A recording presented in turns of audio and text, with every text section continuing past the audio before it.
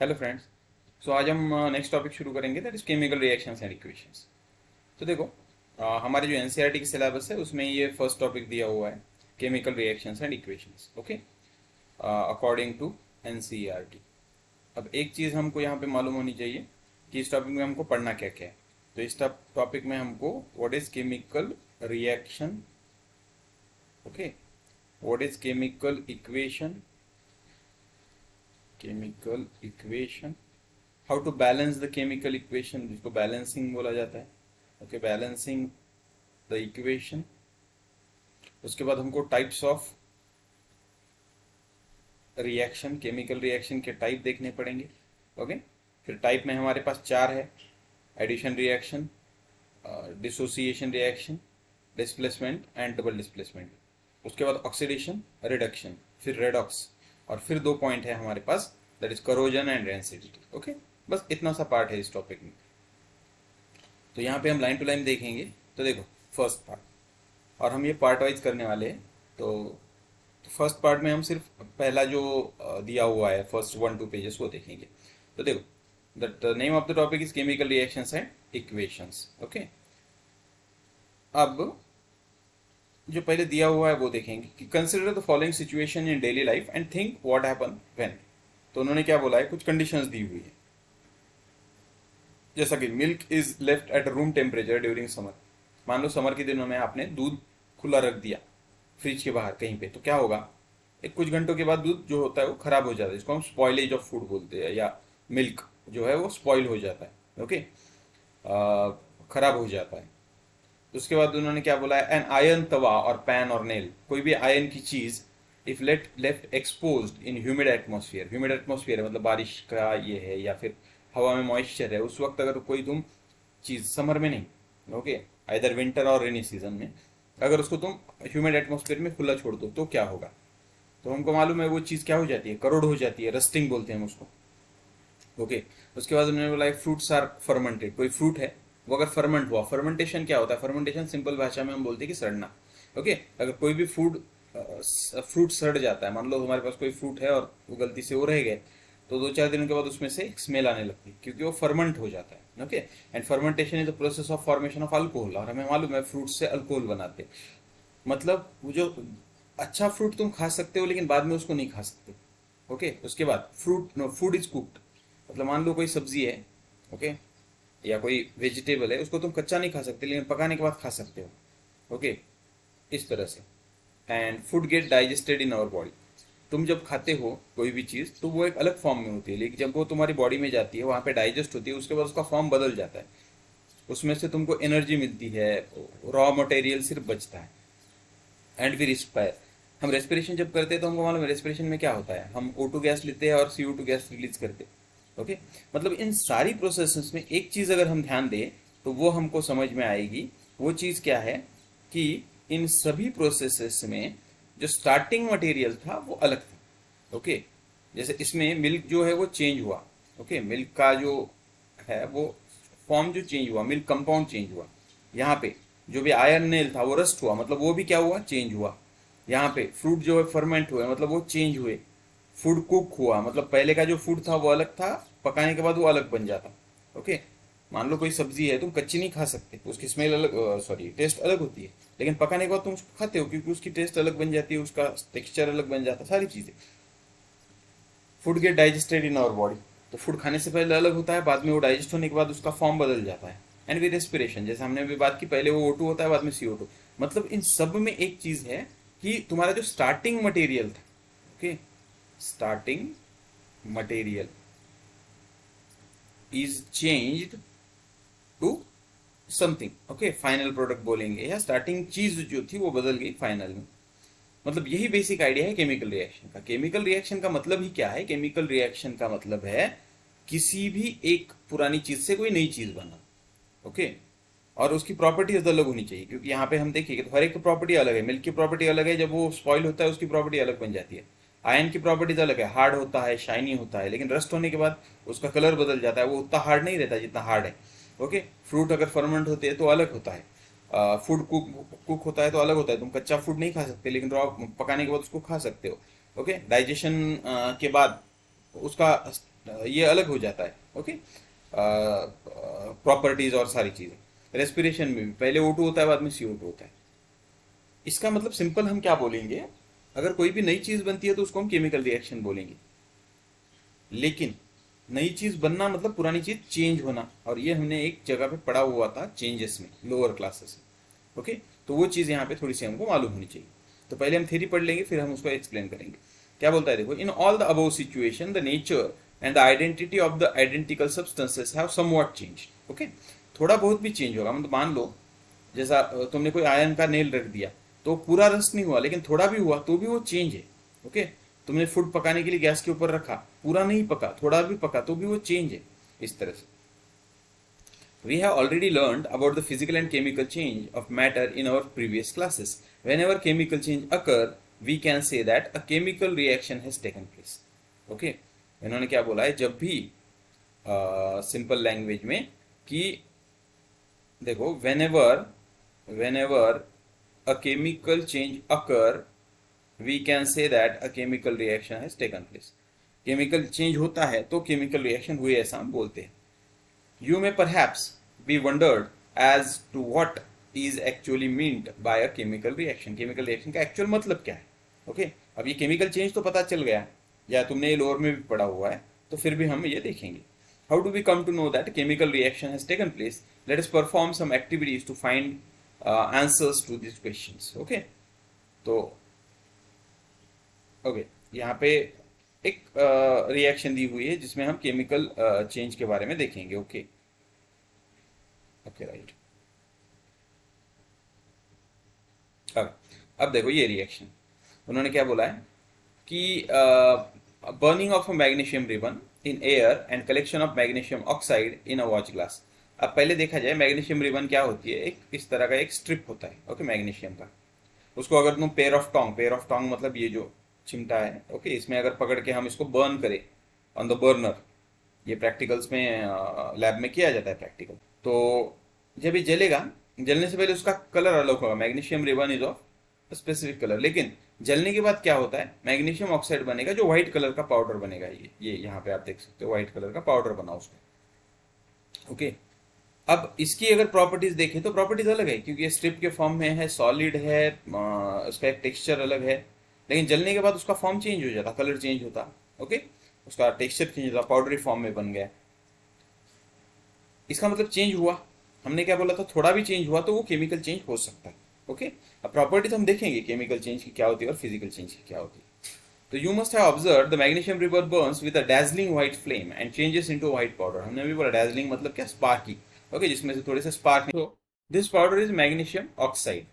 It is formed when the reaction between magnesium and oxygen present in the air. Okay, मतलब जब magnesium और oxygen की reaction होगी, मतलब हवा में क्या होता है सॉरी, यहाँ पे हमारे पास क्या है, मैग्नीशियम। इसकी रिएक्शन जब O2 के साथ करते हो तो इसका एक प्रोडक्ट बनेगा जो ना Mg की तरह होगा ना O2 की तरह होगा, ये तीसरा ही कुछ बनेगा। ओके, अब यहाँ पे कुछ उन्होंने बोला है कि क्या आपको टेक केयर करनी चाहिए। This activity needs the teacher's assistant. It would be better if student wear eye protection. Okay, अब ये है, आप जब प्रैक्टिकल करते हो तो ये सजेस्टेड रहता है कि आई वहाँ पे ये होते हैं आई प्रोटेक्शन के लिए, वो पहनना चाहिए, क्योंकि मैंने जैसा बोला इसमें से स्पार्क्स निकलते हैं। Okay, then clean a magnesium ribbon about 2 centimetre long by rubbing it with sand paper. ये इंपॉर्टेंट है, ये पूछा भी जाता है एग्जाम में। ओके, अब उन्होंने क्या बोला है कि जो मैग्नीशियम रिबन है, ओके, ये मैग्नीशियम रिबन है।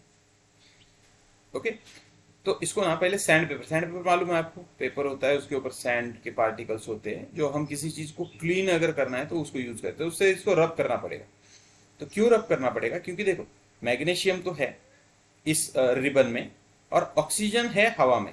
जब आप जलाते हो तब भी ऑक्सीजन वहां पे जरूरी है, लेकिन नॉर्मल कंडीशन में भी ऑक्सीजन है। तो एक्चुअल होता क्या है, जब भी हवा में मैग्नीशियम ऑलरेडी होगा, O2 के साथ रिएक्ट होगा और वो MgO बनाएगा। तो जो मैग्नीशियम रिबन है, ओके, उसके ऊपर ऑलरेडी थोड़ा सा मैग्नीशियम ऑक्साइड का कवरिंग आया हुआ होता है। ओके, ऑलरेडी आप उसको जलाओ ना जलाओ, जब उसको रखते हो हवा के साथ, जब भी हो रही है मतलब हवा की प्रेजेंस में, उसके ऊपर मैग्नीशियम ऑक्साइड का कवरिंग आ जाता है या लेयर आ जाता है। तो उसको अगर आपको रिमूव करना है तो सैंड पेपर की मदद पर यूज करना पड़ेगा। लेकिन सवाल है क्यों करना पड़ेगा? तो उसका आंसर है, अगर आप उसको बिना सैंड पेपर का यूज किए अगर बर्न कराने की कोशिश करो, बर्न करने की, तो वो जो फ्लेम है वो सिर्फ किसके साथ रिएक्ट होगी? इस मैग्नीशियम ऑक्साइड के लेयर के साथ रिएक्ट होगी, और मैग्नीशियम रिबन प्रॉपरली बर्न नहीं होगी। ओके, वो इम्प्रॉपर बर्न होगी, या मतलब कंटिन्यूस बर्न नहीं होगी, इरेगुलर जिसको हम बोलते हैं कि बीच में जलेगी फिर रुकेगी, ऐसा कुछ। ओके, तो उसके लिए हमको क्या करना पड़ेगा? We have to use the sand paper. ये एग्जाम में पूछते भी है। So what is the answer? Answer is, ऐसा क्यों एग्जाम में क्या पूछते हैं कि why it has to be clean with the sand paper? तो उसका रीजन है, magnesium always react with oxygen and there is a formation of a magnesium oxide layer on the magnesium ribbon. To remove that layer we need to clean it.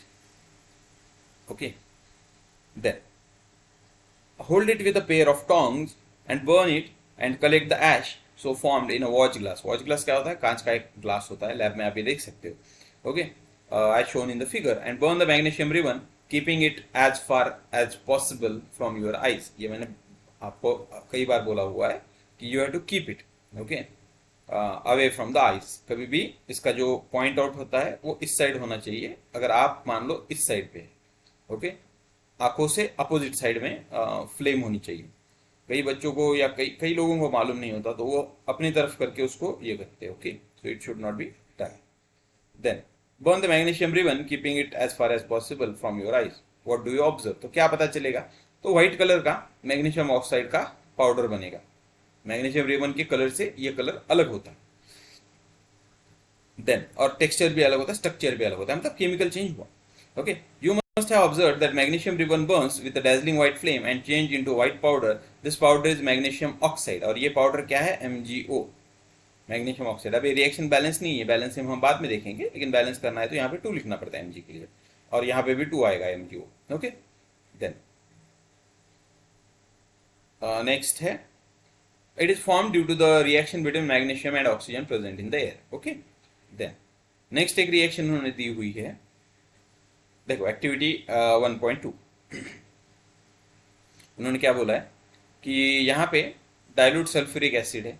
Okay, अब acid क्या होते हैं, sulphuric acid क्या है, ये पूरा acid base में आप पढ़ोगे ऑलरेडी, तो आपको मालूम है, लोअर क्लासेस में एसिड बेस पढ़ा हुआ है। और zinc granules, zinc granule, granule का मतलब क्या? छोटे छोटे ग्रेन की तरह, छोटे छोटे particle.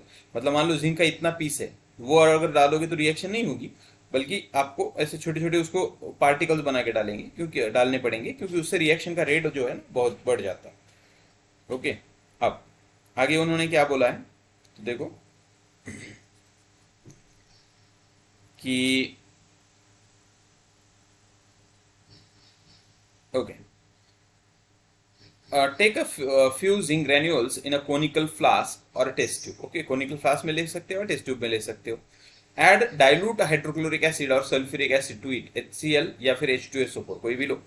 Okay, handle acid with care, care है तो उसको केयरफुली, एसिड है तो केयरफुली हैंडल करना पड़ेगा। Do you observe anything happen around the zinc granule? आपको कुछ दिखाई देता है उसके अराउंड में?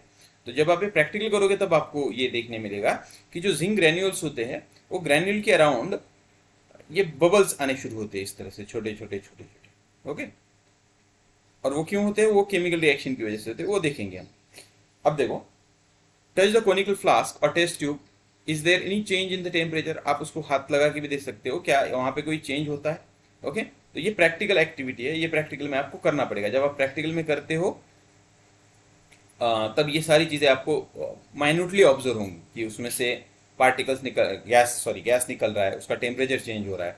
Okay, from the above 3 and this one, activity number 2, take lead nitrate solution in a test tube, add potassium iodide solution, and what do you observe? Okay, lead nitrate, PbNO3 taken twice, plus and potassium iodide उसमें डालने के लिए बोला गया है, Ki।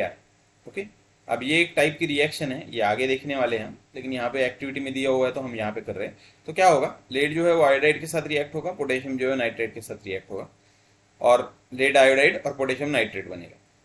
तो what do you observe? तो यहाँ पे भी वही पूछा है। ओके, अब देखो इन सभी इन सारी रिएक्शंस में बेसिकली, हाँ यहाँ पे एक चीज कि यहाँ पे जो स्टार्टिंग मटेरियल था लेड नाइट्रेट था और पोटेशियम आयोडाइड था, लेकिन प्रोडक्ट क्या बना? पोटेशियम नाइट्रेट और लेड आयोडाइड। ओके, मतलब रिएक्टेंट अलग था, प्रोडक्ट अलग था। अब यही चीजें हमको सारी, मतलब ये सारे क्या है, केमिकल रिएक्शंस है। तो अब हमको देखना है what is mean by chemical reaction basically. अब ये मैं क्यों बोल रहा हूं, क्योंकि इस तरह से, क्योंकि कई बच्चों को लाइन टू लाइन चाहिए होता है। ओके, तो देखो नाउ द चेंजेस। अब हमको मालूम है नेचर में दो तरह के चेंज देखने मिलते हैं। ओके, नेचर में हमको दो तरह के चेंजेस हमेशा देखने मिलते हैं। वो कौन से चेंज होते हैं? तो वो होते हैं दो तरह के चेंज। एक होता है फिजिकल चेंज और एक होता है केमिकल चेंज। ओके, अब सवाल है what is mean by physical change. Physical change वो होता है जिसमें फिजिकल प्रॉपर्टीज चेंजेस, और केमिकल चेंज जो होता है उसमें केमिकल प्रॉपर्टीज चेंजेस। ओके, अब physical property changes, physical properties कौन सी है? तो all the properties which we can sense through our sense organ. तुम तुम्हारे सेंस ऑर्गन से जो प्रॉपर्टी चेक कर सकते हो, सॉरी, जैसा कि colour, okay, size, shape, okay, odour, ETC, texture है। ओके, ये सारी तुम सेंस ऑर्गन मतलब क्या, eyes, nose, ear, tongue, skin. Okay, इससे जो चीजें चेक कर सकते हो वो सारी फिजिकल प्रॉपर्टी। अगर उसमें चेंज हुआ तो उसको फिजिकल चेंज बोलेंगे, पहली चीज। दूसरी, फिजिकल चेंज क्या होता है? तो फिजिकल चेंज एक टेम्पररी चेंज है। ओके, फिजिकल चेंज क्या है? एक टेम्पररी चेंज। जबकि केमिकल चेंज, अब केमिकल प्रॉपर्टीज कौन सी है? तो केमिकल प्रॉपर्टीज मतलब रिएक्टिविटी। ओके, मतलब मान लो एक कंटेनर में, एक ग्लास में पानी है, दूसरे ग्लास में एसिड है, तो तुम देख के नहीं बता सकते कौन सा एसिड है कौन सा पानी है। You have to put the litmus paper, या फिर कोई एसिड है, बेसिक सॉल्यूशन है एसिडिक, तुम देख के नहीं बता सकते, तुमको उसकी रिएक्शन करनी पड़ेगी या कुछ इस तरह से। ओके, तो रिएक्टिविटी है, एसिडिटी है, बेसिसिटी है, पॉइजनस नेचर है, तुम देख के नहीं बता सकते पॉइजन है कि क्या है। ओके, तो ऐसा, तो इनको हम केमिकल प्रॉपर्टीज बोलते हैं। तो केमिकल प्रॉपर्टीज का चेंज होना मतलब उसका केमिकल चेंज होना। ओके, तो अब देखो ये जो है ये परमानेंट होते हैं। Okay, these are permanent. फिर आगे, अब टेम्पररी और परमानेंट तो ठीक है, ये तुमने मतलब लोअर में पढ़ा हुआ है, तो हम इसको ज़्यादा ये नहीं करेंगे क्योंकि हमको यहाँ पे बाकी की चीज़ें लिखनी है इंपॉर्टेंट।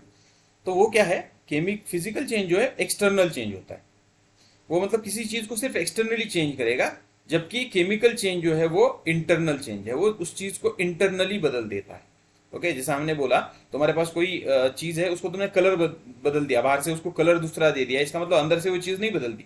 लेकिन जब कोई आयरन रस्ट होता है तो वो इंटरनली पूरा बदल जाता है। केमिकल चेंज फिजिकल चेंज भी दिखाते हैं, मतलब जैसा कोई आयरन रस्ट होता है, पहले उसका कलर अलग होता है, रस्ट होने के बाद कलर बदल जाता है, तो वो फिजिकल चेंज भी है। तो कुछ चेंजेस है जो फिजिकल केमिकल दोनों तरह के दिखाते हैं। ओके, जो केमिकल होता है तो मोस्टली फिजिकल होता ही है। ओके, अब देखो नेक्स्ट, ये चेंजेस में न्यू प्रोडक्ट नॉट फॉर्म्ड, यहां पे नया प्रोडक्ट नहीं बनता। ओके, नॉट फॉर्म्ड, और इसमें न्यू प्रोडक्ट फॉर्म्ड और प्रोड्यूस्ड बोलेंगे आप। यहाँ पे नया प्रोडक्ट बनेगा केमिकल चेंज में। ओके, उसके बाद फिजिकल चेंज में नो नीड ऑफ एनर्जी। अब ये चीज थोड़ी सी कंफ्यूजिंग है, क्यों? क्योंकि विदाउट एनर्जी कुछ भी नहीं होता। मतलब आपको किसी चीज को कलर भी देना है तो एनर्जी लगा के ही, मतलब एनर्जी यूज करनी पड़ेगी। लेकिन हम यहाँ पे no need of energy, energy का यहाँ पे मतलब है इलेक्ट्रिसिटी, लाइट, ऐसा। ओके, और यहाँ पे नीड ऑफ एनर्जी मतलब फूड पकाना, खाना पकाना, नीड ऑफ एनर्जी। खाना अगर तुमको पकाना है तो तुम उसको एनर्जी, क्या बोलेंगे हम, कि एनर्जी देनी पड़ेगी। ओके, विदाउट एनर्जी, गैस के ऊपर कुछ रखा और गैस चालू ही नहीं किया तो खाना नहीं पकेगा। इतना सिंपल है कि एनर्जी देनी पड़ेगी। आप कोई भी केमिकल रिएक्शन लिखो, वहां पे एनर्जी लगेगी ही। फोटोसिंथेसिस, सनलाइट चाहिए ही, कंपल्सरी। रेस्पिरेशन, तुम तुम्हारी बॉडी की एनर्जी देते हो, अगर तुम दिन भर बैठे भी रहे तो भी तुमको खाना खाना पड़ेगा। क्यों? क्योंकि तुम रेस्पिरेशन भी करते हो, तो उसके लिए भी एनर्जी लगी। ओके, तो इस तरह से तो फिजिकल चेंजेस। और एक चीज, physical change can reverse, okay, can reverse, लेकिन chemical change can not reverse, can not reverse. तो इतनी सिंपल चीजें हैं लेकिन मालूम होनी चाहिए। फिजिकल चेंजेस जो है वो टेम्पररी है, एक्सटर्नल है, फिजिकल प्रॉपर्टी चेंज होती है, नया प्रोडक्ट नहीं बनता, एनर्जी की जरूरत होती है नहीं होती, सॉरी। केमिकल चेंजेस जो है वो इंटरनल होते हैं। ओके, केमिकल प्रॉपर्टी चेंज होती है, नया प्रोडक्ट यहाँ पे बनेगा, एनर्जी की जरूरत होती है, रिवर्स नहीं कर सकते तुम। अगर रिवर्स करना है तो उसके लिए फिर केमिकल रिएक्शन ही करनी पड़ेगी। ओके, जनरल सीक्वेंस से हम उसको रिवर्स नहीं कर सकते। Okay, up to this is it okay? I think अब इन्होंने जो रिएक्शन लिखी हुई है वो सारी हम केमिकल और फिजिकल में देखेंगे। यहाँ पे एक एक्टिविटी है mg की, ओके, और आगे ये दो एक्टिविटी है। तो अब देखो, पहले हम यहाँ पे mg की एक्टिविटी लिखेंगे, मैग्नीशियम की। mg plus O2 gives MgO taken twice. ये बैलेंसिंग का पार्ट है, ये आगे देखेंगे। मैग्नीशियम है, ऑक्सीजन है, मैग्नीशियम ऑक्साइड है। मैग्नीशियम सॉलिड होता है, ऑक्सीजन गैस होता है, मैग्नीशियम ऑक्साइड भी सॉलिड है लेकिन पाउडरी फॉर्म में होता है। लेकिन हमने क्या बोला, नया प्रोडक्ट बनेगा, जो यहां पे रह गया आई थिंक लिखना कि फिजिकल इसमें, हाँ, no, okay, new product is form, okay, not form, right. तो यहाँ पे नया प्रोडक्ट बनेगा। मतलब मान लो, सिंपल एग्जांपल, अगर आपके पास मैग्नीशियम रिबन है, तुमने इसको कट कर दिया दो पार्ट में, तो ये क्या है? फिजिकल चेंज है। ओके, लेकिन जब आप इसके ऑक्सीजन के साथ रिएक्शन करते हो, MgO बनाते हो, तो ये फिजिकल चेंज है, सॉरी, केमिकल चेंज है। मतलब नया प्रोडक्ट अगर बनेगा, Mg plus O2 gives MgO, balancing के लिए 2,2, तो ये केमिकल चेंज है। क्यों? क्योंकि नया कुछ बना। अगर मैं मान लो ऐसा लिखता H2O H2O लिक्विड, हीट करो, H2O गैस बनेगा। तो ये क्या है? ये फिजिकल चेंज है, क्योंकि सिर्फ स्ट्रक्चर चेंज नहीं हुआ, सिर्फ स्टेट चेंज हुई। ओके, तो इस तरह से अगर आपको एग्जांपल लिखने हैं, ओके, मान लो आयरन है, आयरन को तुमने हीट किया, फॉर एग्जांपल सॉलिड था और आयरन लिक्विड बना, कौन सा चेंज है? It is a physical change. Okay, water का हमने देखा, या फिर CO2 मान लो, ओके, CO2 सॉलिड है, सॉलिड CO2 क्या रहता है? Dry ice. मान लो इसको हीट किया, हीट ली उसने नेचर से, और ये CO2 गैस बना, ये कौन सा चेंज है? It is a physical change only, क्योंकि नया कुछ भी नहीं बना। लेकिन अगर आप यहाँ पे दूसरा कुछ लिखते हो, जैसा हमने लिखा H2 plus O2 gives H2O2, okay, hydrogen पर ऑक्साइड, एग्जाम्पल के लिए लिखा मैंने, तो ये नई चीज बनी, तो ये केमिकल चेंज है। ओके, H2 प्लस Cl2 क्या बना? 2HCl बनता है, बैलेंसिंग रहने दो अभी। नया प्रोडक्ट बना, तो ये केमिकल चेंज है। तो इस तरह से नई कोई भी चीज बनती है तो उसको हम क्या बोलेंगे? We call it as a chemical change. Okay, ये भी रिएक्शन लेड नाइट्रेट की, lead nitrate plus potassium iodide, okay, lead nitrate taken twice plus potassium iodide किया है। ओके, इसको अगर तुम रिएक्ट करोगे, नया प्रोडक्ट बनेगा। तो इस तरह से कुछ भी नया बनता है तो उसको हम क्या बोलेंगे? We call it as a chemical change. और इन्हीं केमिकल चेंज को ही हम क्या बोलते हैं? We call it as a chemical reaction. एक चीज समझ लो, बेसिकली केमिकल रिएक्शन कुछ दूसरा तीसरा कुछ भी नहीं है। Chemical reaction means chemical change, basically chemical change ही होते हैं। केमिकल चेंज को ही हम केमिकल रिएक्शन बोलते हैं। ओके, मतलब अगर हमको अब डेफिनेशन लिखनी पड़ी, व्हाट इज केमिकल रिएक्शन, क्योंकि हमारे टॉपिक का नाम ही है chemical reaction and equation. Okay, तो अब हम केमिकल रिएक्शन की डेफिनेशन लिख सकते हैं। Now what is chemical reaction? The process in which one or more reactant react with each other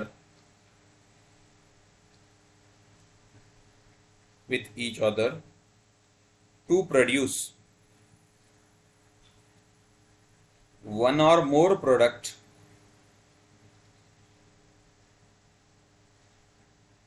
okay मतलब ये क्या है, एक ऐसी प्रोसेस है जिसमें the process in which one or more reactant react with each other to produce one or more product. ऐसा compulsion नहीं है कि एक ही रिएक्टेंट होना चाहिए, एक ही प्रोडक्ट होना चाहिए।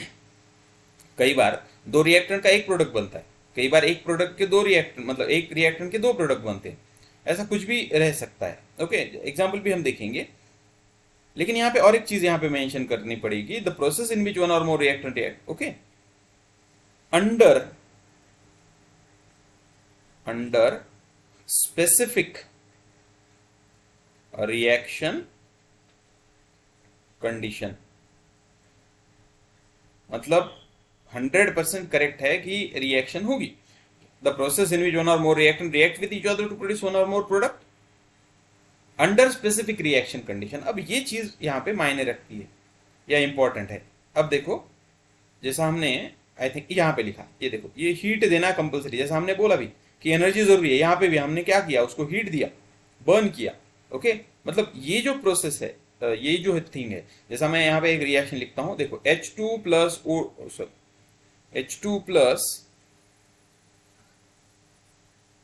जो हमने आई थिंक रिएक्शंस यहाँ पे, अब देखो रिएक्टेंट कितना है, कितने रिएक्टेंट है, देखो एक और एक, दो रिएक्टेंट है, एक प्रोडक्ट बना। ओके मैं और एक लिखता हूँ रिएक्शन CaCO3, इसको अगर आप हीट करते हो, इसको भी हीट करना पड़ा, इसको अगर हीट करते हो तो क्या बनेगा, CaO प्लस CO2। एक रिएक्टेंट था, कितने प्रोडक्ट बने, दो प्रोडक्ट बने। ओके आगे मान लो हम फोटोसिंथेसिस लिखेंगे, CO2 plus H2O okay under sunlight gives C6H12O6 plus 6O2। Okay इसको बैलेंस करना है तो यहाँ पे 6 लिखो, यहाँ पे 6 लिखो। Okay right. अब देखो ये जो सनलाइट है, यहाँ पे क्लोरोफिल पिगमेंट भी होता है, क्लोरोफिल पिगमेंट, ये क्या है, ये रिएक्शन कंडीशन है। Without this photosynthesis will not occur, without this photosynthesis will not occur, sorry this reaction will not occur. तो ये जो कंडीशंस है इनको हम फिजिकल या रिएक्शन कंडीशन बोलते हैं। ओके तो रिएक्शन कंडीशन क्या क्या हो सकती है, तो रिएक्शन कंडीशंस कैन बी, यहाँ पे हम लिखेंगे कौन सी हो सकती है, तो रिएक्शन कंडीशन हो सकती है temperature, okay sunlight, then heat मतलब ही टेम्परेचर, लेकिन लिखेंगे सनलाइट ओके, या हीट है, या कई बार कुछ कैटलिस्ट होते हैं, कैटलिस्ट, या कई बार रिएजेंट भी होगा। ओके अब रिएजेंट तो एक ये है कि जो हम ऐड करते हैं, but that is also reaction condition. So temperature हुआ, सनलाइट हुआ, ओके हीट हुई, ये सारी चीजें, इलेक्ट्रिसिटी हुआ किसी केस में। ओके तो ये सारी चीजें जो है ये रिएक्शन कंडीशन में मानी जाती है। मतलब अगर आप रिएक्शन लिखते हो कि एक रिएक्टेंट से कुछ तो प्रोडक्ट बना, यहाँ पे कुछ ना कुछ होना चाहिए, क्योंकि अगर यहाँ पे कुछ नहीं है इसका मतलब तुमने एनर्जी नहीं दी, और ये फिजिकल चेंज, तो यहाँ पे कुछ ना कुछ रहेगा, उसी को हम फिजिकल रिएक्शन कंडीशन बोलते हैं। ओके तो नाउ आई होप आपको ये समझ में आया होगा कि what is mean by chemical reaction. Okay chemical reaction मतलब दूसरा तीसरा कुछ भी नहीं, it is a basically chemical change, और इसमें नया प्रोडक्ट बनता है। Okay so hope it will help you, thank you.